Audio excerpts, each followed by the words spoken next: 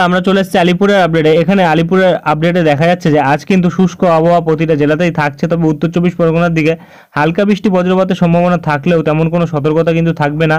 উত্তর চব্বিশ পরগনা, দক্ষিণ চব্বিশ পরগনা, পূর্ব মেদিনীপুর, পশ্চিম মেদিনীপুর, ঝাড়গ্রাম, পুরুলিয়া এবং এপাশে কিন্তু পশ্চিম বর্ধমান, বীরভূম, মুর্শিদাবাদ এবং আর কোনো জেলাতে কিন্তু নেই। আজকে হালকা বৃষ্টি এবং বজ্রপাত থাকতে পারে, তবে আগামীকাল থেকে কিন্তু প্রতিটা জেলাতেই হালকা থেকে মাঝারি বৃষ্টি এবং বজ্রপাতের সম্ভাবনা রয়েছে এবং তাপমাত্রা কিন্তু 2 থেকে 3 ডিগ্রি নামার সম্ভাবনা রয়েছে, যেটা কিন্তু বর্তমানে পাওয়া যাচ্ছে।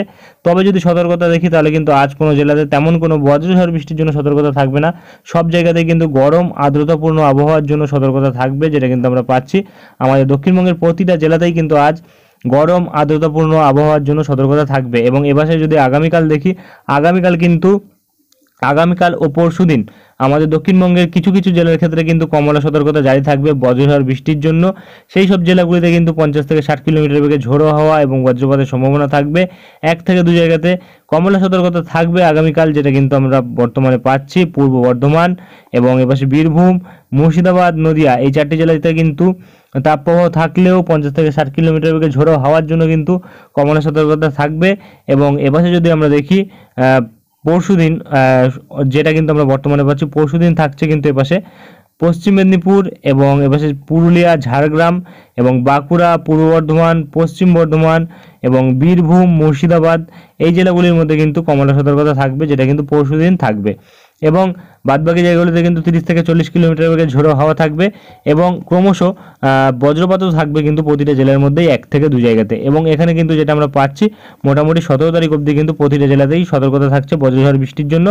এবং আগামীকাল থেকে কিন্তু কিছু কিছু জেলায় গরম আর্দ্রতাপূর্ণ আবহাওয়া থাকলেও পরশুদিন থেকে কিন্তু প্রতিটা জেলা থেকে কিন্তু গরম আর্দ্রতাপূর্ণ আবহাওয়ার জন্য যে সতর্কতা সেটা কিন্তু সরে যাবে, অর্থাৎ তাপমাত্রা কিন্তু নামবে, যেটা কিন্তু আমরা বর্তমানে পাচ্ছি।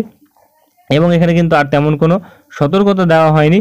চলে আসবো আমরা উত্তরবঙ্গের আপডেটে, দেখে নেবো কি বলা হয়েছে। তো বন্ধুরা, আমরা চলে এসেছি উত্তরবঙ্গের আপডেটে। আমাদের উত্তরবঙ্গে কিন্তু বৃষ্টি থাকছে, যেটা কিন্তু 14 থেকে 20 তারিখ অবধি থাকবে এবং ভারী বৃষ্টি থাকার সম্ভাবনা রয়েছে। 7 থেকে 11 সেন্টিমিটার বৃষ্টি থাকতে পারে, যার জন্য কিন্তু হলুদ সতর্কতা থাকবে দার্জিলিং, জলপাইগুড়ি এবং কালিম্পং, আলিপুরদুয়ার, কুচবিহার এই জেলাগুলির মধ্যে থাকবে 7 থেকে 11 সেন্টিমিটার বৃষ্টি, ভারী বৃষ্টির সতর্কতা। এবং উত্তর দিনাজপুর, দক্ষিণ দিনাজপুর, মালদা এই জেলাগুলিতে কিন্তু 30 থেকে 40 কিলোমিটার বেগে ঝোড়ো হাওয়া এবং বজ্রপাতের সম্ভাবনা থাকবে 1 থেকে 2 জায়গাতে।